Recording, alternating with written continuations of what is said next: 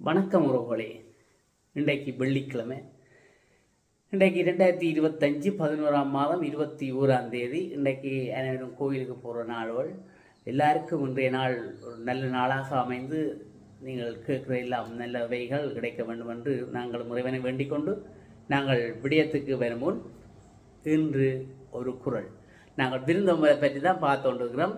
அந்த விருந்தோம்பலில் இன்றைக்கு இணை துணைவென்பதொன்றில்லை விருந்தின் துணை வேள்வி பயன். அதாவது விருந்தோம் என்ற சிறப்பை தான் இப்போ சொல்லிக் கொண்டிருக்கிறார் வள்ளுவ பெருமான். இணை துணை என்பதொன்றில்லை விருந்தின் துணை வேள்வி பயன். அதாவது விருந்தினராக வந்தவரின் சிறப்பை எண்ணி பார்த்து, வந்த விருந்தினர்களின் சிறப்பை எண்ணி பார்த்து நினைத்து பார்த்து விருந்தோம்பலை ஒரு வேள்வியாகவே கருதலாம், ஒரு வேள்வியாகவே ஒரு யாகமாகவே கருதலாம் என்று அந்த விருந்தோம்பனுடைய சிறப்பை, மனதில் உள்ள சிறப்பை வள்ளுவ பெருந்தகை மிகவும் அழகாக எங்களுக்கு சொல்லியிருக்கிறார். நாங்கள் செய்திகளுக்கு வருவோம். இன்றைக்கு ஒரு என்னென்னு சொல்கிறது, வில்லங்கமான நாளோ நல்ல நாளோ, இன்றைக்கு நுகையை கூட சும்மா அலறப்போகுது. நுகைய குடவையில் இன்றைக்கு ஒரு பெரிய ஆர்ப்பாட்ட பேரணி ஒன்று நடப்பதற்கான ஆயத்தங்கள் எல்லாம் முடிவடைந்திருக்குன்னு தானே. அப்போ இன்றைக்கு எல்லாரும் லொரியாவோ பஸ்ஸாவோ போய் இறங்க போயிடுமோ அல்லது ஒன்றும் இல்லாமல் போயிடுமோ ஒன்றும் தெரியாது. இன்றைக்கு பின்னர் தான் தெரியும் உங்களுக்கு நுகைய குடையில் என்ன நடக்குது, என்ன நடந்தது, எப்படி நடந்ததுலாம் தெரியும். இன்றைக்கு மஹிந்த ராஜபக்சனுடைய மகன் நாமல் ராஜபக்ச என்ற தலைமையில் இன்றைக்கு எதிர்கட்சிகள் எல்லாம் சேர்ந்து அரசுக்கு எதிரான ஒரு போராட்டத்தை முன்னெடுக்க இருக்கிறோம். அரசுக்கு எதிராக என்னத்து எதிராக என்று சொல்லிட்டு நாங்கள் எல்லாரும் சொல்லுகிறோம் தானே. அப்போ போதைப் பொருள் ஊழல்கள் எல்லாம் செய்கிறது புலி என்று சொல்லப்படும். அப்படி இல்லையாம், இவர்கள் சொன்ன வாக்குறுதிகளை நிறைவேற்றவில்லை அரசாங்கம் என்று சொல்லித்தான் நாங்கள் போராட போகிறோம்னு சொல்லி இப்போ சொல்லியிருக்கிறோம். ஆகையினால இன்றைக்கு அரசுக்கு எதிரான பேரணி எவ்வாறு முடிய போகுது, வெற்றி அடைய போகிறதா, தோல்வி அடைய போகிறதா, அல்ல ஒன்றும் இல்லாமல் தான் போகுதா, அல்லது என்ன அரசாங்கம் இதுக்கு என்ன சொல்ல போதோ என்ற ஒரு நினைப்பில் நாங்கள் இருக்கிறோம். நாங்கள் பொறுத்திருந்து பார்ப்போம். இரவு செய்திகளில் எல்லாம் தெரிய வரும். அப்போ நுகை கூட எவ்வாறாக இருந்தது என்றது நாங்கள் பார்ப்போம்.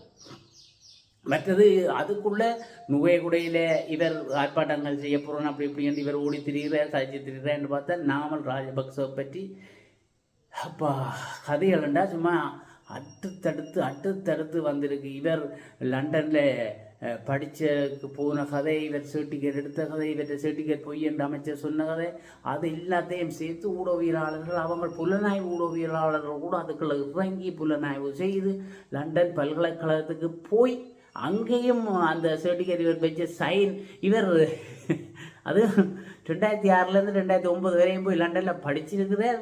அங்கே படித்த காலத்தில் அவர் படிக்க இல்லாமல் இருந்த பெரியவர் தான் சைனும் பண்ணிக்கிறார். அப்போ என்னடா அந்த சைன் வந்தது, அவர் எங்கடா இல்லையே அந்த காலத்தில் அவரை விசாரிச்சு, ஐயோ நான் இந்த காலத்தில் வீட்டை போட்டுறப்பா எனக்கு சம்மதம் வேண்டாம் அவர் சொல்கிறேன். அங்கே போய் பல்கலைக்கழகத்திலே விசாரிச்சா அது புள்ளியண்டு வருது. இப்போ எல்லாம் கிச்சிக்கு மக்கண்டு மட்டும் இப்போ சட்டத்தை படித்து ஏண்டா சட்டத்தை கொண்டே என்ன சட்ட சிக்கல்ன்றது சட்டத்தை படிக்க வழிக்கிட்டு ஏன் இப்போ படிப்பு இதே அரசியலுக்கு இறங்கினவே அரசியலோடு இருந்துக்கலாம் படிக்கணும்னு ஒரு ஆசைப்பட்டு இப்போ கடைசியில் போய் எல்லாம் சிக்கப்பட்டு போய் கிடக்குது. எல்லாம் பொய் அடுப்பை நிரூபிக்க போகிறாங்க போடாது. இன்றைக்கு நுகை குடைக்கு போகக்கூடையில என்ன நடக்க போகுதுன்னு தெரியல.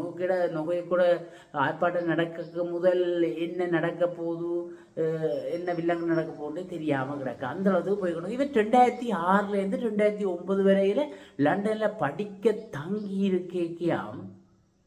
அங்கே ஒரு ஹோட்டலில் தங்கி இருந்துக்கிறாராம். அது நல்ல வசதியான ஒரு ஹோட்டலாக. அதை பற்றி எல்லாம் சுற்றி யோசித்து ஆராய்ஞ்சு பார்த்தால் அங்கே வச்சிருந்தவர் இலங்கை தமிழர் ஒருவர் தான் இவரையும் வச்சு ஆதரிச்சிருக்கிறார். தமிழ் வர்த்தகர் தான் அங்கே வச்சு அந்த 2006 2009 வரையும் மட்டும் இங்கே இப்படி சண்டை நடந்த காலம். அந்த நேரம் தான் இவர் அங்கே போயிருக்கிறார்.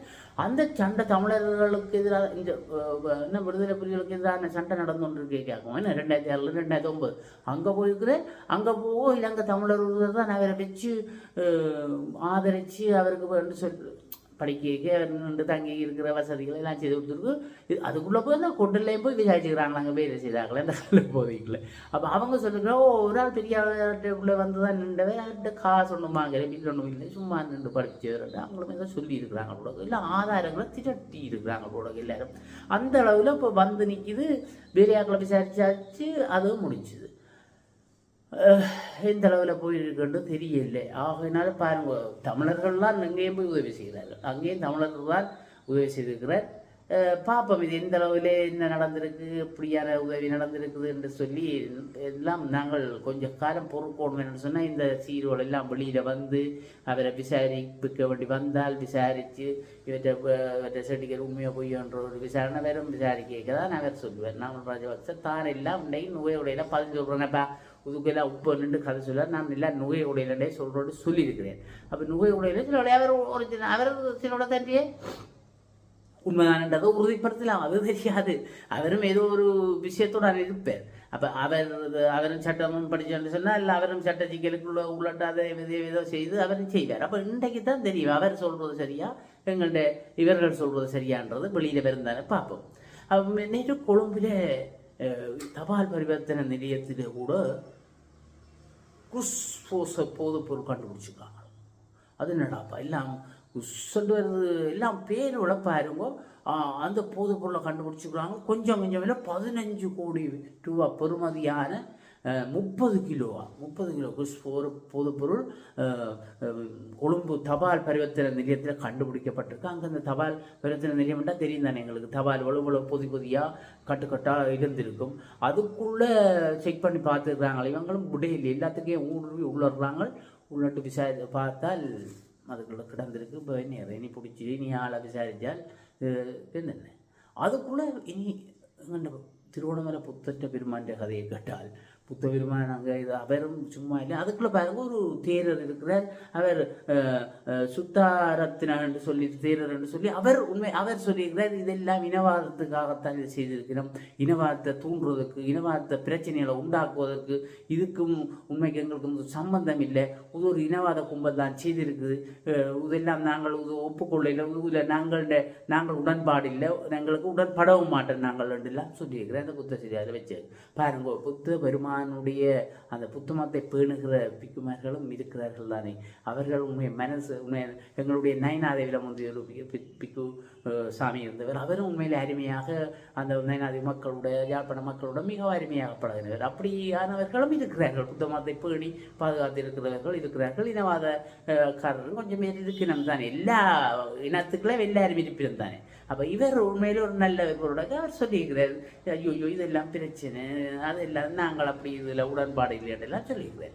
அப்போ அவரை நாங்கள் பாராட்டத்தனவனும் அப்படின்னு சொல்லியிருக்கிறார். ரைட். அடுத்தது இந்த யாழ்ப்பாணத்தில் இந்த பதிவு செய்யாத முதியோர் இல்லங்கள் கணக்கு இருக்குதுன்னு சொல்லி செய்தி வந்திருக்குன்னு சொல்லி எங்களுடைய மாவட்ட செயலாளர் அரசாங்க அதிபர் மருதலிங்கம் பிரதீபன் ஐயா அவர்கள் என்ன சொல்லியிருக்கிறேன்னா, அவர் பிரச்சனையாக கணக்கு பதியாமல் இருக்கணும். 13 முதியோர் இல்லம் தான் யாழ்ப்பாணத்தில் இருக்குது. அதில் 3 பராமரிப்பு நிலையங்கள் எல்லாம் பதியாமல் இருக்குது. உடனடியாக 3 மாதத்துக்குள்ள பதியாட்டி எதுவித முன்னறிவித்தல் பண்ணி இடைநிறுத்துவோம் என்று சொல்லி அங்கே பெரிய முதியோர்களை கண்காணிக்கிறது, முதியோர்களை பராமரிக்கிறது குறைபாடுகள் இருப்பதாகவும் அப்படி முறைப்பாடுகள் வந்திருக்கிறதாகவும் இப்போ 3 நாளாக ஒரு பயிற்சி பட்டறையை மாவட்ட செயலகத்தில் அவர் ஆயத்தங்கள் செய்து அங்கே செய்திருக்கணும். நேற்று நிறைவு நாளாக இருந்திருக்கு. அதில் அவர் முதல் ஆரம்ப நாளில் 3 நாள் பயிற்சி பட்டறை நடத்தி இருக்கணும். அதில் முதல் நாள் அவர் படிவா சொல்லியிருக்கிறார், இப்படி பதிவு செய்யாமல் இருக்குது, பதிவு செய்யாமல் இருக்கக்கூடாது, பதிவு செய்யுங்கோ, பதிவு ஒரு 3 மாதம் தவணதானம், அதுக்குள்ளே பதிவு செய்யாட்டி நாங்கள் முன்னறிவித்தல் எல்லாத்தையும் இடைநிறுத்தி விடுவோம், அதுக்காக எல்லாம் செய்வோம். மற்றது முதியோர்களுடன் எப்படி பேட வேண்டும், எப்படி பழக வேண்டும், அங்கே எப்படி கட்டமைப்புகள் இருக்க வேண்டும், எப்படி நன்றாக அமைய வேண்டும் என்றெல்லாம் சொல்லி ஒரு பயிற்சி பட்டறை 3 நாள் நடத்தியிருக்கிறார். மிகவும் அழகான ஒரு நல்ல ஒரு அற்புதமான விடயம் எங்களுடைய அரசாங்க அதிபரால் நடத்தப்பட்டிருக்கிறது. நல்ல விஷயம். ரைட்.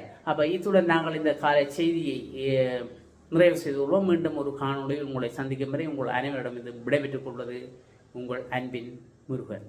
நன்றி.